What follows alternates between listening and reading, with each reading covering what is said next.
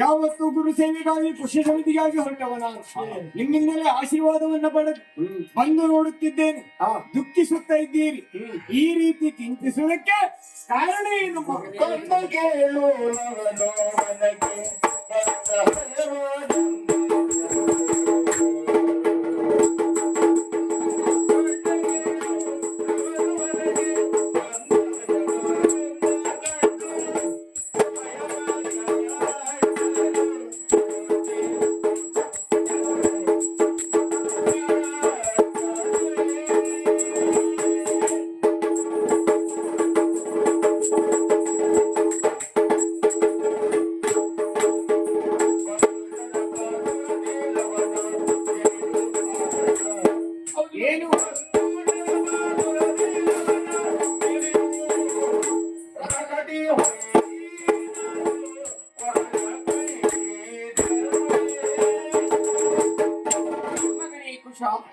ಏನಂತ ಹೇಳಲಿ, ಯಾವ ಬಾಯಿಂದ ಹೇಳಲಿ?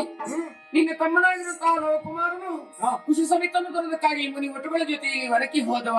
ಅಲ್ಲಿ ವಿಶೇಷವಾಗಿರುವಂತಹ ಒಂದು ಕುದುರೆಯನ್ನು ಕಂಡರಂತೆ. ಕುದುರೆ ಹಣೆಯಲ್ಲಿ ಒಂದು ವಿಶೇಷವಾಗಿರುವಂತಹ ಲೇಖನೆ ಇತ್ತಂತೆ.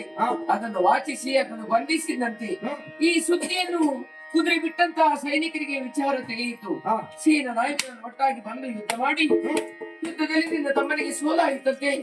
ಆಮೇಲೆ ಅವನ ಹೆಣಮುರಿ ಕಟ್ಟಿ ರಥದಲ್ಲಿ ಎಳೆದಿದ್ದಾರೆ.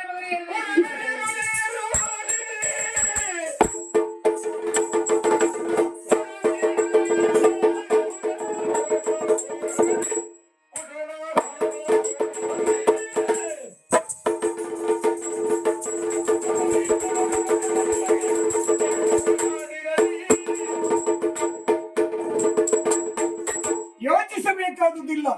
ನಿಮ್ಮ ಸಹಾಯ ಕುಶಲಾಗಿದ್ದೇನೆ. ಅಪ್ಪಣೆ ಕೊಟ್ಟದ್ದೇ ಆದ್ರೆ ಅವರ ಪಿಂಕವನ್ನು ಮುರಿದು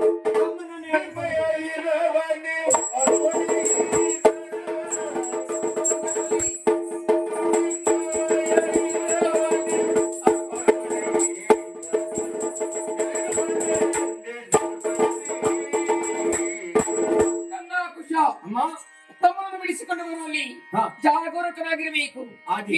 ಲಘು ಬಗೆಯನ್ನು ಸರಿಯಾಗಿ ಅರ್ಥ ಮಾಡಿಕೊಳ್ಳಬೇಕು. ಯಾವ ಕಾಲಕ್ಕೂ ನೀವು ಯಾರು ಎನ್ನುವಂತ ನಿಮ್ಮ ವಿಳಾಸವನ್ನು ವಿರೋಧಿಯಲ್ಲಿ ಹೇಳಕೂಡದು. ಮೂಡಿರುವಂತಹ ಸೂರ್ಯನ ಮುಳುಗುದೊಳಗೆ ತಮ್ಮನ್ನು ಬಿಡಿಸಿಕೊಂಡು ಬರುವ ಶುಭ.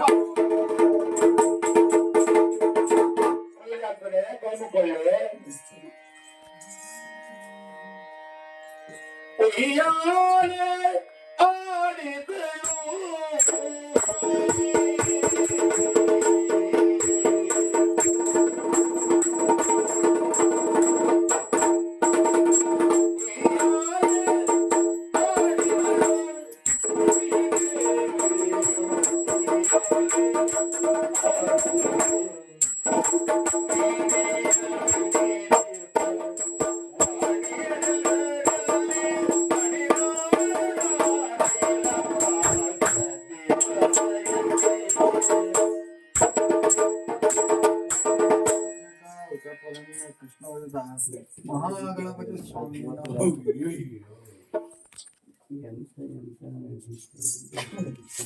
ಮೊನ್ನೆ